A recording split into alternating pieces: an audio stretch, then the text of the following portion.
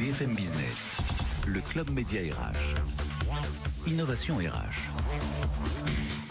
Bonjour Sandra Legrand. Bonjour. Je suis ravi on s'est déjà rencontrés, je suis ravi de vous revoir. Bonjour Valérie Falala, je ne vous connaissais pas, mais c'est l'occasion. Pas moi qui compte, c'est les téléspectateurs, les auditeurs. C'est la chance. Bonjour Alexandre. Voilà, vous avez entièrement raison. Alors, il n'y a plus qu'à. Hein. Il n'y a plus qu'à. Il n'y a plus qu'à. Alors, c'est joli comme formule. Il n'y a plus qu'à. P-U-K-A. Il n'y a plus qu'à faire, quoi. Il n'y a plus qu'à. Alors, c'est .org, je me suis trompé dans le sommaire, j'ai dit .com, il va venir le .com. Bien sûr, il y est. Alors, c'est une start-up originale, racontez-nous, qui commence, c'est vous, Madame Legrand. Écoutez, on va d'abord dire qu'on est deux passionnés, parce qu'un entrepreneur doit avoir comme ingrédient principal d'être passionné. Il faut avoir de la chance. Voilà, on est amis depuis 30 ans, ce qui est effectivement un ingrédient supplémentaire, et on est complémentaires, puisque moi j'ai déjà, vous le savez, créé une société qui s'appelait Canal CE, puis après Calidea, et puis Valérie est experte RH. Voilà, experte, passionnée par les ressources humaines, juriste de formation. Vous êtes tombé dedans quand vous étiez... Voilà, juriste de formation en droit social. D'accord. Voilà, c'est justement le... C'est très sérieux. Hein, voilà, c'est sérieux et ça permet justement de bien comprendre aussi les ressources humaines. Sur la partie technique et sur la partie ressources humaines, j'ai toute une partie, d'abord effectivement en tant qu'RH dans un grand groupe, le groupe Danone, puis dans une structure plus petite, dans le retail, et j'ai beaucoup recruté. Voilà, vous avez cette compétence du recrutement. Ah oui, alors c'est ma passion. Je disais qu'on allait parler de cette étape importante pour tout le monde, c'est l'embauche, le moment de l'embauche. Alors vous vous êtes penché sur ce sujet, Madame Legrand, Sandra, et vous avez eu l'idée de créer une plateforme toutes les deux, donc sur la mise en relation entre les jeunes candidats, c'est ça? Absolument. Et mettre un lien entre le jeune candidat et l'entreprise qui peut le recruter par l'intermédiaire d'un entraîneur. Oui, un entraîneur. Non, entraîneur. Un traîneur, comme on dit en anglais. Absolument. En fait, la plateforme qui s'appelle yapuka.org met en relation d'un côté des entraîneurs, et on va le voir, il y a 3 niveaux d'entraîneurs, bronze, argent et or, en fonction de leur expertise, bien sûr, avec effectivement des expériences et des expertises différentes. Le bronze, effectivement, c'est un jeune diplômé ou en études et qui a déjà passé beaucoup d'entretiens, beaucoup de concours. L'argent, c'est un coach ou pas coach, mais expert RH. Et l'or, c'est l'expert RH qui a plus de 25 ans d'expérience. Et donc, c'est l'entraîneur, c'est le top. Mais ils sont tous très bien. L'idée, c'est d'avoir des expériences différentes, bien évidemment.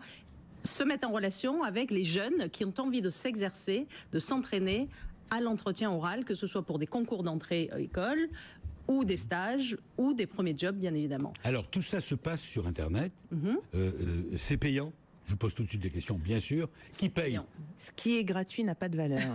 Donc, c'est payant. Ça, c'est parce ce que disent les petits. Oui, c'est un savoir-faire. Mais justement, il y a une partie, comme le disait Sandra, bronze, argent, or, parce que le bronze et l'argent, c'est plutôt pour justement préparer à un entretien pour entrer dans une école, parce que c'est ça aussi la pré-insertion professionnelle. Et sur l'insertion professionnelle, plutôt des RH comme moi qui recrutent et qui passent de l'autre côté de la table à ce moment-là. Alors on va voir dans la deuxième partie de l'émission comment vous y prenez, ce que vous avez à offrir. Ce qui est intéressant, c'est que vous êtes parti d'un vrai constat. Parce qu'on ne crée pas une société comme ça par hasard. Terrain. Il sait qu'il y a une demande, un marché, bien sûr, un business. Et vous êtes dit, c'est sur la base d'une sorte d'enquête, c'est ça? C'est sur une enquête. Alors on a fait des études de terrain, bien sûr. Études terrain. Ouais. 2 tiers des jeunes de 18 à 25 ans, 2 tiers, c'est énorme. C'est énorme, 2 tiers. Déclarent ne pas être suffisamment préparés aux entretiens de stage et de premier emploi. Ça, c'était le constat. Donc, il fallait trouver une idée. Oui. Alors, on a trouvé l'idée. Oui. Et sur ce constat, en fait, on s'est dit, on va monter une méthode. Donc, c'est Valérie qui a monté la méthode. D'accord. Donc, c'est 3 modules d'1h30, avec bien évidemment des exercices, des tests, beaucoup de travail entre deux. Donc, il y a une dizaine d'heures, on va dire, de travail pour l'étudiant et l'entraîneur. Et toute l'idée, c'est de révéler un petit peu la matière première du jeune pour pouvoir ensuite savoir s'exprimer à l'oral, bien sûr, dans les entretiens. Et pour ensuite, bien évidemment, on simule les entretiens dans le 3e module pour qu'ils puissent s'entraîner, comprendre tous les codes de l'entretien à la fois et bien évidemment savoir y répondre et surtout valoriser ce qu'ils ont fait. Parce que vous savez, un jeune de 17-18 ans, il ne sait pas bien ce qu'il a fait de bien. Il a toujours un petit complexe en se disant « j'ai pas fait grand-chose ». Et quand on creuse, c'est des couches, Valérie le dit bien, on voit qu'il y a un vrai talent qui ne demande qu'à s'exprimer. C'est pour ça qu'on dit « il n'y a plus qu'à libérer ton talent ». Oui, c'est une forme de complexe, quoi.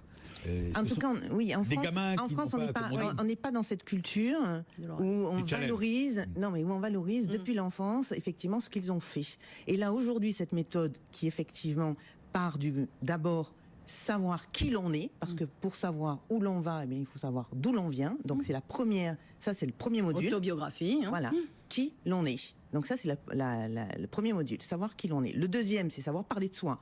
Mais qui n'a pas été stressé avant de passer un entretien? Vous-même ici, quel que soit l'âge, parce que nous, c'est la première fois. Mais vous disiez que c'était la première fois que vous passiez à la télévision. Voilà, il y a le trac. Hein. Tous les deux. Et l'enjeu derrière, c'est de se faire connaître. Donc nous, on a notre passion ici. Et bien là, pour savoir parler d'eux, c'est exactement ce qu'on leur donne comme possibilité, c'est de transmettre leur passion.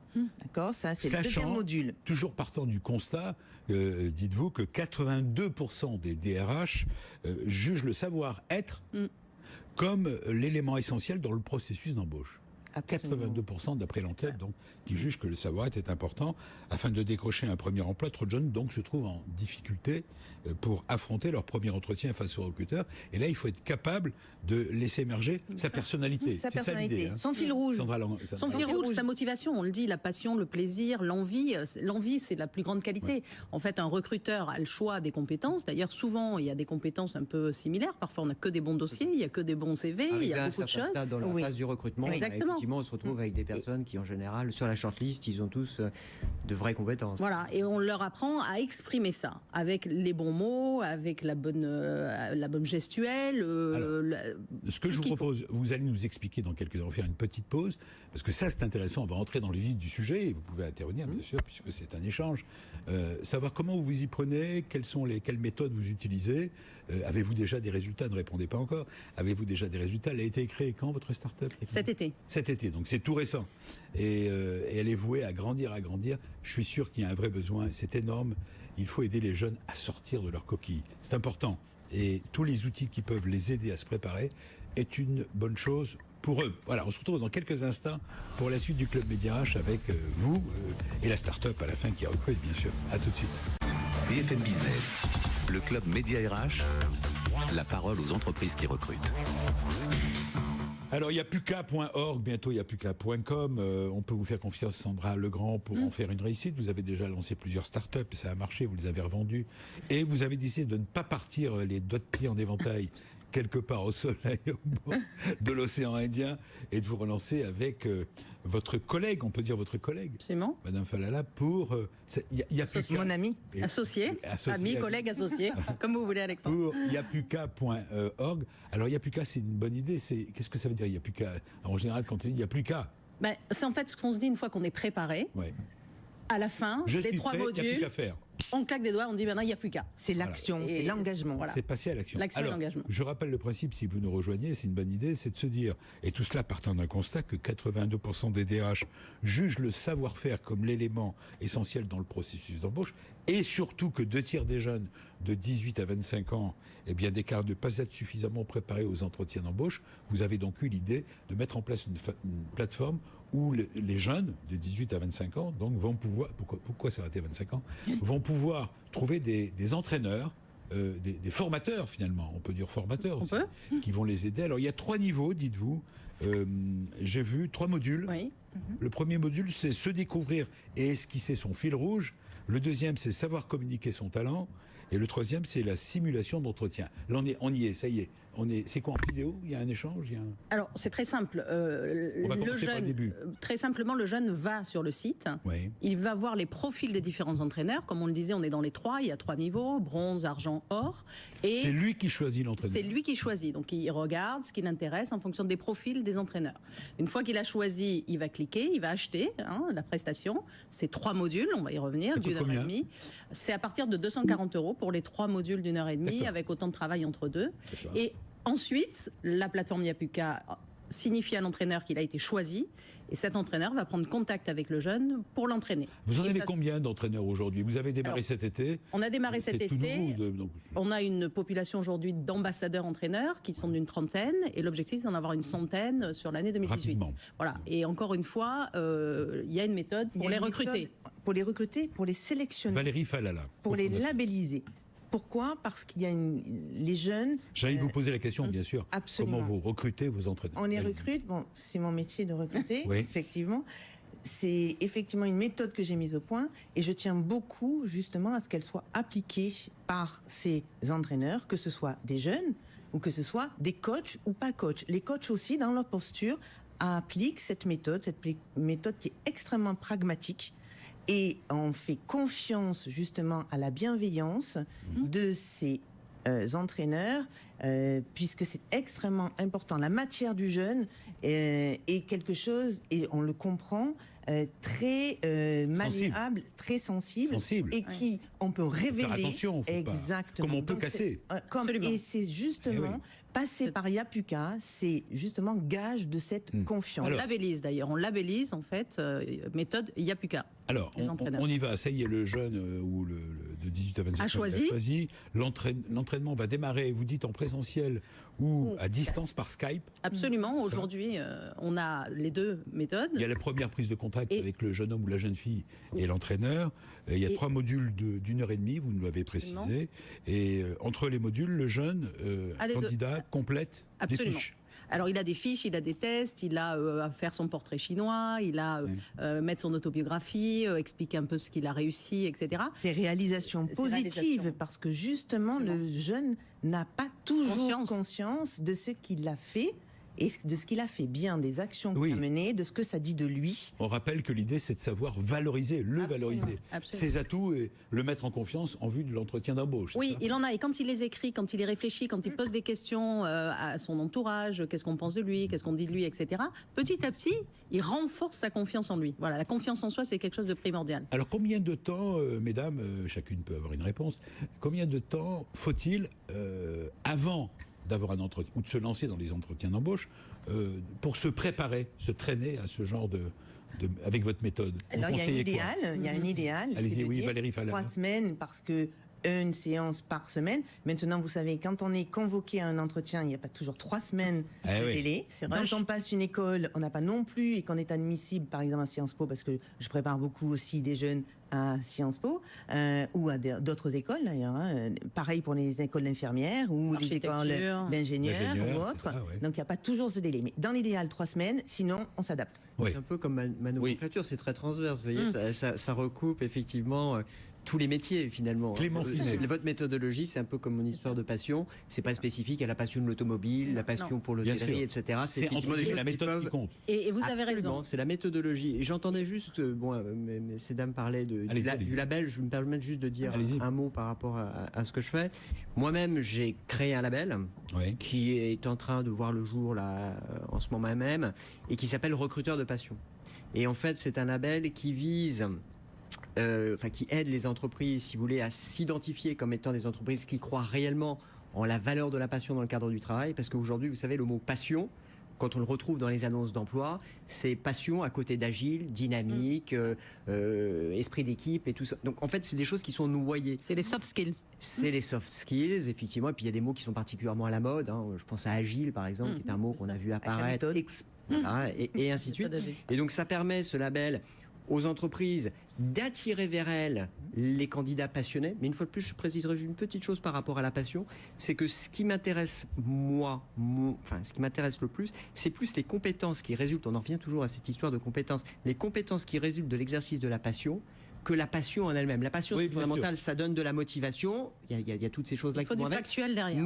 Mais au final, ce qui intéresse les entreprises, bien sûr, c'est une compétence. Mais pardon, mais et c'est pour ça qu'on le traite dans cette émission, dans le Club Média, c'est un vrai sujet, car je peux vous dire que pour observer le marché du travail, combien de fois et côtoyer au quotidien des DRH, on voit bien qu'on surfe aujourd'hui de plus en plus sur cette idée qu'il faut avoir des compétences, bien sûr qu'il faut avoir des diplômes, mais dans les annonces d'ailleurs, on attend des candidats qu'ils aient, alors parfois on cite la passion, l'enthousiasme, l'envie, donc il y a quelque chose de très subjectif qui est attendu de la part des recruteurs, c'est bien ça. Et qui tourne autour d'une idée centrale dont on n'a pas parlé, qui est la quête de sens.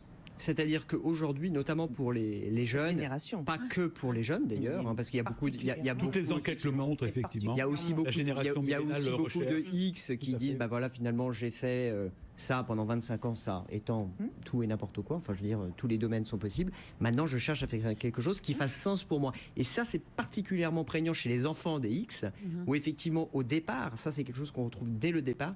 On veut quelque chose qui fasse sens. Et d'ailleurs, on voit bien le avant-après l'entraînement. Sandra Legrand. Ah oui, en fait, on se rend compte que dans ces jeunes, il y a beaucoup de matière et on ne demande qu'à la révéler. Et nous, on voit bien, au bout des 3 séances, le avant et le après. Ça n'a plus rien à voir. C'est-à-dire que le jeune est confiant en lui, il a compris ce qu'il devait expliquer, exposer, il est factuel, il met du chiffre, il met des faits, il met des réalisations probantes, il est enthousiaste, il se lâche un petit peu, comme on dit, pour pouvoir dégager un peu cette énergie dont tout le monde a besoin. Parce qu'on recrute bien évidemment une compétence, vous avez raison, s'il n'y a rien, on n'est pas magicienne, mais sur cette compétence, on va recruter derrière un talent, une envie, un enthousiasme, une passion, parce que ça, on recrute des personnalités. Une personnalité, c'est exactement ce que j'allais dire. Faut-il pouvoir l'exprimer. Voilà, une personnalité. Le jeune, aujourd'hui, après cet entraînement, il a conscience que c'est de lui dont il a à parler et c'est lui qu'il va valoriser et pas un clone. On ne clone pas, cette méthode, elle s'applique à tout, effectivement, quel que soit le métier auquel on se prépare, quel que soit l'école, l'entretien ou quelle que soit l'école, c'est le jeune qui se révèle. Alors, j'ai une question à vous poser, puisque vous venez à peine de démarrer, mais c'est un sujet passionnant. Comment mesurez-vous, est-ce que vous avez commencé à mesurer, non pas le taux de réussite, mais que ça marche finalement? Alors moi, j'ai déjà appliquer cette méthode parce que justement si je l'ai construite de façon empirique, c'est parce que j'ai préparé beaucoup d'enfants de nos amis. J'ai commencé comme ça en tant que DRH effectivement, puis consultante RH. Ce qu'on m'a demandé, c'est de préparer les jeunes. Vous avez préparé, j'ai testé beaucoup et c'est justement par rapport à ça que je peux dire qu'aujourd'hui on a des résultats très positif. Alors, je ne donnerai pas le pourcentage parce que c'est là aujourd'hui c'est très très positif. Oui, après, voilà. La question c'est plutôt de dire à partir du moment où ils sont préparés, ils sont justement en possibilité de passer l'entretien aujourd'hui, mais l'entretien dans 2 ans, dans 5 ans, dans 10 ans. Ils se sont révélés et ils ont donc cette possibilité, c'est un passeport pour la vie qu'on leur donne. Et en cela, c'est une réussite. Comment expliquez-vous qu'aujourd'hui, est-ce que ça vient de l'entreprise et des DRH qui mettent une forme de pression pour demander aux candidats qu'ils expriment plus que leur diplôme? On ne peut plus se contenter de dire j'ai le diplôme pour faire le job, c'est ça, si je comprends bien. Absolument. Comment expliquez-vous qu'il y a eu cette nouvelle porte qui s'est ouverte? Non, mais ça a toujours été. En fait, moi j'ai recruté aussi chez Canal CE Calidea, vous avez suivi, on est monté à 200 salariés, donc j'ai recruté 1500, 2000 personnes. C'est clair qu'il y a la compétence, mais si vous avez une super compétence et une personnalité... Parce qu'il y a concurrence aussi. On peut dire ça, oui, il y a concurrence, mais il y a concurrence entre les candidats. Bien sûr qu'il y a de la concurrence entre les candidats, mais surtout on veut des gens qui puissent, entre guillemets, se révéler. C'est-à-dire, comme vous dites, la passion, ça s'apprend aussi. Si le job est intéressant, si le management fait son travail. Donc on a envie, c'est donnant. Pas uniquement de compétences, parce que la compétence sans la personnalité, on n'en fait pas grand-chose. Et à compétence égale, on choisit des personnalités. Et donc c'est pour ça que c'est important. Je voudrais vous poser une dernière question en quelque sorte, puisque j'ai face à moi 3 entrepreneurs et entrepreneuses. Vous, Sandra Legrand, je connais votre CV, 11 ans chez Coca-Cola. Vous avez créé en 2000 canalce.com devenu Calidea, le premier site dédié au comité d'entreprise que vous avez cédé, etc. Comment, et vous vous êtes Valérie Falala, vous avez plus de 25 ans d'expérience professionnelle dans le domaine des RH. Comment se lance-t-on dans la création d'entreprise sur la base d'une plateforme telle que vous l'avez créée? On se rend compte que d'abord, il y a un besoin, et Valérie l'a tout à fait identifié. Est-ce que vous êtes préparée à cette interview? Oui, bien sûr. On a essayé, j'espère que ça se voit. Non, Valérie a identifié, bien évidemment, le besoin avec son expérience de dizaines et cinquantaines. Mais pourquoi se lancer? Et pourquoi se lancer? Parce qu'en fait, à un moment, on s'est dit, c'est un savoir-faire. Il faut le valoriser et, comme disait Valérie, ce qui est gratuit n'a pas de valeur. Donc, on s'est dit qu'on allait en faire une vraie entreprise parce que les jeunes doivent aussi s'impliquer, commencer par payer cette prestation, s'impliquer en travaillant entre les modules et en remplissant tous les questionnaires qu'ils ont, etc. Donc, la réussite, elle dépend bien évidemment de l'entraîneur, mais aussi du jeune. Il faut qu'il s'implique. Ça devrait être remboursé par la Sécu. Oui, ça pourrait. J'ajoute qu'il y a une quête de sens pour les jeunes, il y a une quête de sens pour nous aussi, il y a un sens à monter cette entreprise pour les jeunes, il y a une utilité sociale. Oui. Et c'est en cela que, pour nous, c'est important d'avoir créé Yapuka. Clément Finet. Non, mais effectivement, ce que Madame dit par rapport à l'utilité sociale, en fait, moi, à l'origine, vous venez d'exprimer le fait que vous avez créé l'entreprise parce que vous aviez mesuré qu'il y avait un besoin, une attente. Moi, c'est un petit peu différent pour le coup, parce que quand j'ai créé l'entreprise en 2009, je raconte ça dans le livre, dans le chapitre 3, qui s'appelle l'intime conviction. Moi, ce qui m'a poussé à créer cette entreprise, c'était l'intime conviction. Vraiment l'intime conviction que la passion était le dénominateur commun des talents et que, inévitablement, la vague sociétale, on parlait des jeunes, allait nous amener plus tard, parce que les entreprises, il faut comprendre qu'elles viennent parfois à certaines choses simplement parce que la société a bougé et aussi ça les poussait à la bouger, me semble-t-il. Je suis d'accord avec vous, mais il faut un modèle économique. Oui, non, mais pour qu'une entreprise perdure et un modèle économique. Non, mais bien évidemment. Alors on va poser la même question. On va poser la même question à notre dernier invité pour la rubrique la start-up qui recrute. Il est lui-même fondateur d'une start-up.